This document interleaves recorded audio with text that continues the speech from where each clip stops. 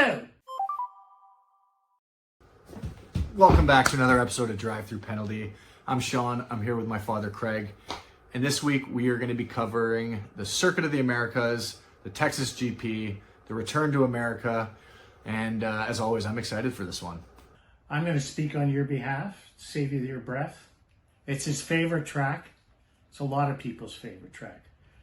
And corner one, it's at the end of a high hill, and they go roaring into that, and they go into a 4-lane wide hairpin. So I just cringed the thought, are they all going to make it around there? Anyways, didn't mean to completely steal your thunder, but that's all right. We'll get back into that in a little bit. But no, totally, it's a great track. It's one of my favorites. We'll do a lap in that later. One of his favorites.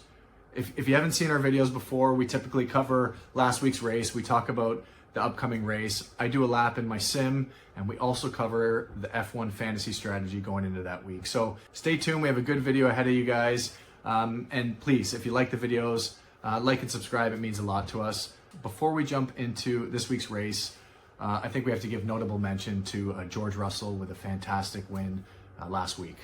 He was solid. I mean, it's did I expect him to do that? No. And I'm not really sure what the explanation is, because Mercedes just kind of like come and go. They're like the sunset, they're not always there. I kind of expected the two orange and Red Bull to be at the top, and I actually optioned out Mercedes George Russell. So speaking of the two orange, they clinched the Constructor Championship last week, so congratulations to McLaren. But for those of you who watched, you probably caught a little bit of that McLaren drama at the end. My favorite moment was when Zach Brown was congratulating Oscar and he just cut the headset. He was obviously very frustrated. We don't have to spend a lot of time talking about this. No, but he's done a really good job, Sean, in not taking that ferocity back into the pits or any of that stuff. What he's done is I think he's burning inside. And Mark Webber, his manager, who is still a powerful manager in Formula One. He's a past world champion and everything. I think he's had some meetings with Zach. I don't know if anybody believes it, but it's almost like the fix is in for Lando, and I'm feeling it too. And if I'm feeling it, I can only imagine, what Oscar's feeling, because they've had the funky pit stop. They had that funky let him pass me, get back in it. In corner one at a track where you're not supposed to pass, he got bumped and passed by Lando in the last race. So I just want to see how it pans out. I think it's absolutely gloves off, and I don't think they're going to be able to tell these two drivers, don't do this, don't do that. They're going to do whatever they have to, because now it's coming down and push to shove, and Max is just getting in there quietly. I'd be nervous of Max. I think he's 66 points behind Oscar right now. 6 races to go. Lando's 22 points behind Oscar, so it's, If the two McLarens take each other out, boom. Especially with a sprint race weekend, there's 33 points up for grabs, so anything can happen. Would I like to see a little drama and some action and maybe a crash between the two McLaren drivers? Sure, I think it'd make great entertainment. But just following up on that, I think Lewis Hamilton even had a word with Oscar and said, hey, no more of this. He did, yeah. Stick up for yourself here. It's because I was listening to something the other night, and the one thing that the great champions, the multiple champions, do is they don't pay any attention to any of that stuff. The most recent guy being Max. Remember, Sergio Perez let him by so he can come in second? Not a chance in hell. No. You got to be ruthless, and they're very, very competitive. They're no less competitive than the baseball players or the football. I mean, these are professional athletes, and they want to win. For sure. So let's jump right into this week's race and chat about the circuit itself. So this week we are in Austin, Texas for another American Grand Prix. We're at the Circuit of Americas, also known as COTA. The track is 5.5 kilometers long. There's 2 DRS zones, 56 laps. Like Craig said, a huge uphill climb to turn 1. And then you have a winding S section, which kind of reminds me of Maggots and Beckett's in Silverstone. What a phenomenal track here we have ahead of us this week. That Herman Tilke's was the designer who built this track. And what he did was, well, this was the second track in America that was purpose-built. The other one was Watkins Glen for Formula One. And but this Herman Tilke guy, he's a world-famous racetrack designer. And what he did was he took like a corner from Silverstone. He took, it was kind of a best of, like a Jack Nicklaus best golf course, that kind of thing. And very cool. I didn't know that. Yeah. So this is one of the reasons that everybody loves it. It's got some banks. It's got pretty well everything on it. And we all, just like you remember certain things at Monaco, there is a certain thing that you remember at this track, and that's that uphill climb. The uphill climb, which is a great place to pass. This whole track has opportunities across the board here to overtake, which is why I think it's going to be such an interesting race. It's a wide track, like you said, 4 wide going into turn 1. Like that's going to be A hairpin. That's going to be crazy. Yeah, it's a big hairpin, and then you come flying out of that, and you come into this winding S section, basically at full speed. I'm going to do a lap later in my sim, and I'll talk you guys through it and why I like it so much. But it's a tough track, especially on tires. Degradation here plays a big part. It's a hot track. Downforce is very crucial. It has just about everything, but strategy is really going to come into play this weekend because it is a sprint race weekend. So what tires are we using for the sprint? What are we reserving for the race? Drivers might be sacrificing tires for the sprint just to have a better race. I think the compounds we're using this weekend are C1 and C3. 2-stop race is expected. So it's going to be good. You might see drivers trying to leapfrog each other. I think it's going to have just about everything. And, coming out of last week's race, which I personally thought to be a little bit of a snoozer, this one's going to be banging. And out of the American tracks, it was a snoozer because you can't pass. But you know what's funny? This one you can pass at. So looking at the highlights later and watching the F1 TV bits, there were actually a ton of overtakes. However, the broadcast didn't cover any of it. And that's a big problem, and we can talk about that in another episode. Well, there's already people complaining about that. Some of the drivers, I think Carlos Sainz says, we never saw anything. No, totally. When we went in and watched it later, we couldn't find the guys that were winning or what was going on. They were showing the girlfriends more than anything. Yeah. And there was action, just not on the television. We watch it sometimes, but speak for yourself. Well, it's fantasy. Yeah, that's right. So yeah, coming out of a boring race, I think this one's going to have it all, and I am very, very excited about it. So, the Grand Prix situation started in America, I think it was 1906, and there was some rich American businessmen that, wanted to put on the races and everything. They were in places like Milwaukee, they were in Savannah, they were in California, they were in Detroit over the years.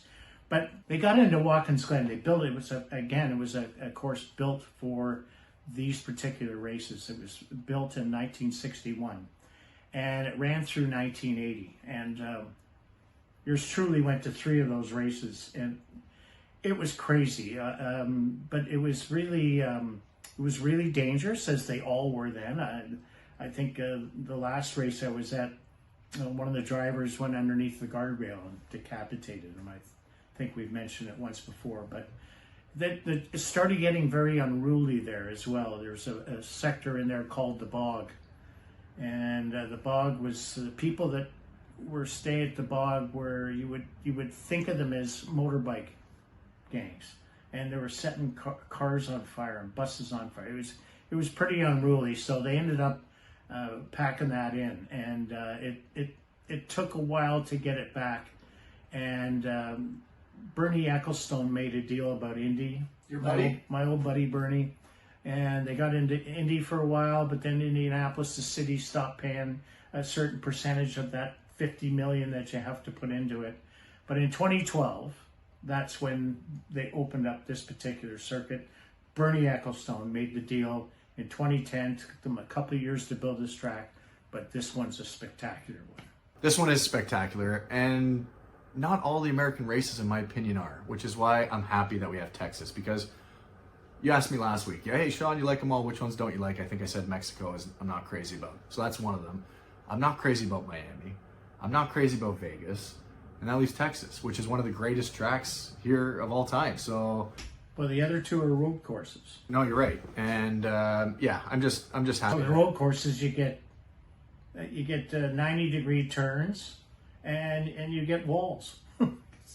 So you can't pass. It's, you know, we like passing, folks. And not to say I don't like street tracks. I do love street tracks, but yeah, I mean, after... You can only have so many Monacos.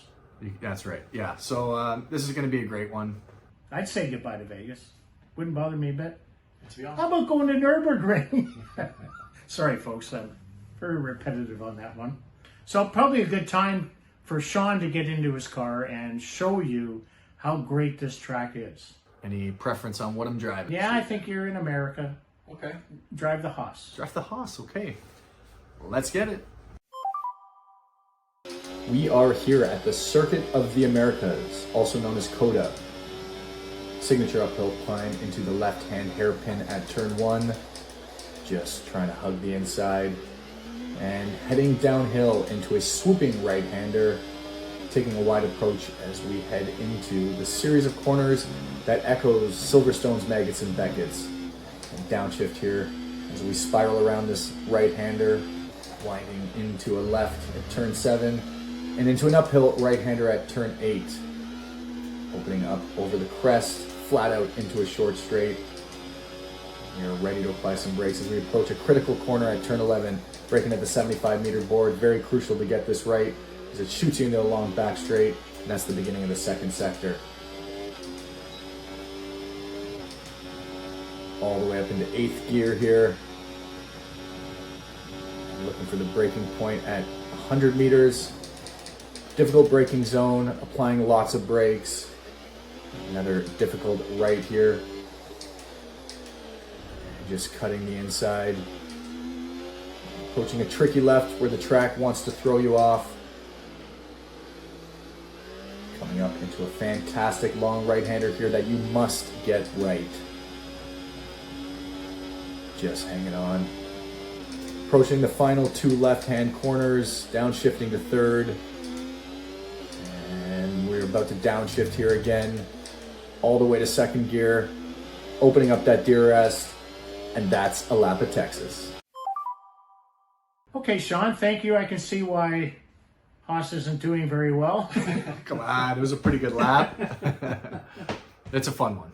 Yeah. So I think there's some very interesting things to talk about re-fantasy because, and again, that's one of the reasons this podcast exists. But for anybody that's in a fantasy pool, we're getting down to the crunch. There's 6 races left, including this one. There are 3 sprints left, including this one. And you guys have all probably got 2 or 3 chips left, and you have to figure out strategically where you want to use these chips. And I know Sean's about to give you a few different scenarios as to if you go with these guys, do this, blah, blah, you know, the whole thing as we usually do. And I hope everybody takes something home from it. This is a big week. 6 races left, probably a bunch of chips. Are we using Limitless? Are we using our 3x 2x? Those are basically the 2 most people are probably going to use. But enough chat, let's just jump right into it and I'll show you what's going on. All right, welcome back. This week we're going to be talking about our teams obviously going into the Texas GP. A couple things to look out for. It's a sprint race weekend, which means there's more points up for grabs. The other thing that is interesting about a sprint race weekend is that you don't have to lock in your teams until the sprint qualifying is over. So once we've seen how the grid is going to start for the sprint, you then have to lock in your team. So that's kind of a little bit of an additional bit of insight that you can use going into picking your teams, which is why I like to wait till the last second to pick, because you never know what's going to happen and somebody might end up looking much better based on an upgrade they've thrown on a car or for whatever reason. So this is my team coming out of last weekend in Singapore. I took some risks. Primarily it was to build budget, which we always talk about. And as you can see, every single one of my assets is blue or in the green, if you want to call it. They've all made me money, which is ultimately my goal. There's 6 race weekends left. I'm in 3rd place. I'm still chasing. I have a pretty good overall team and score. We'll check what my global standing is later. But I'd love to lock in some 2 premium drivers, 2 premium constructors for even the last 3 races, because that could be enough points to pull me into 1st place in my league. So I've done pretty good and I'm happy with where I'm at right now. There's a couple things I can do. Obviously, because it's a sprint, you might want to use a chip. You probably have some left over, and it's a pretty much, we're running out of time. We have to start using them. So I have the big one left, and that's Limitless. And it's, you know, good to use on a sprint race weekend because your guys can get you more points.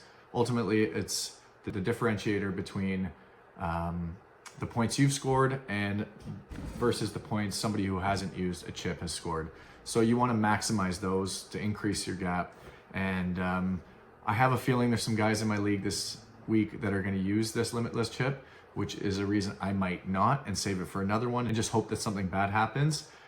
That being said, we're going to take a look at what that would look like. It would probably be McLaren and Ferrari, Mercedes, or Red Bull. But let's just jump over to the budget builder and just have a look at what's going on this week.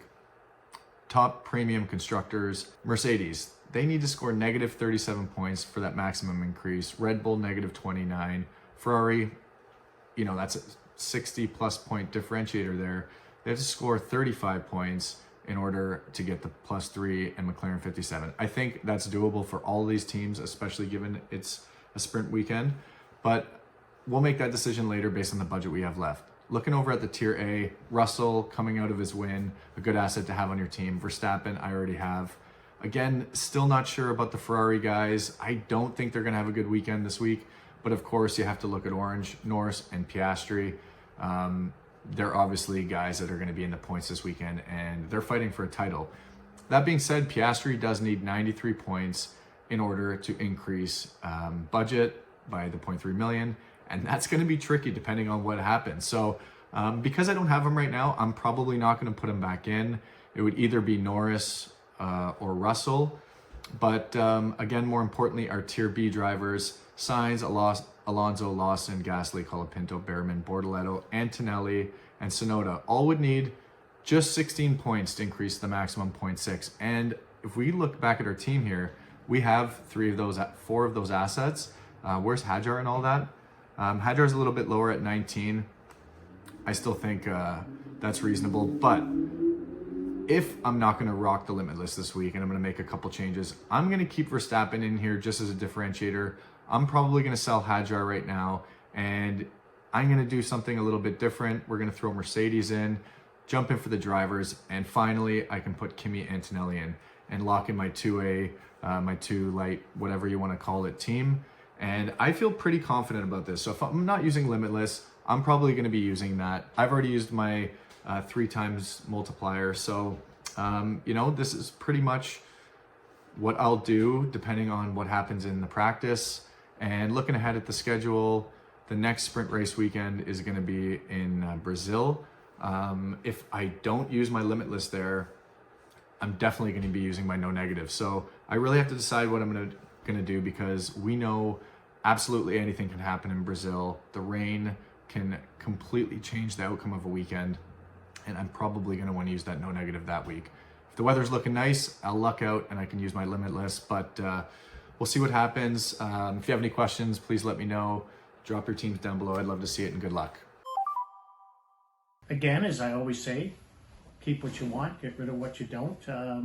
There's some good information there, and it's up to you what you do with it. I wanted to mention, like I did last week in Singapore, that this is a big festival weekend in Texas. And they're going to have Garth Snow, and I think even the Foo Fighters are back, and a whole bunch of country and western people that I don't know, but it's not my genre, but it's a hoot. And you know, the one thing you have to remember when we're at this racetrack this weekend, we have to remember where we are. It's a loud crowd.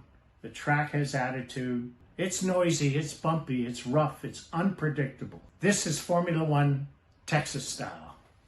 So we're here in Texas. What are we doing first?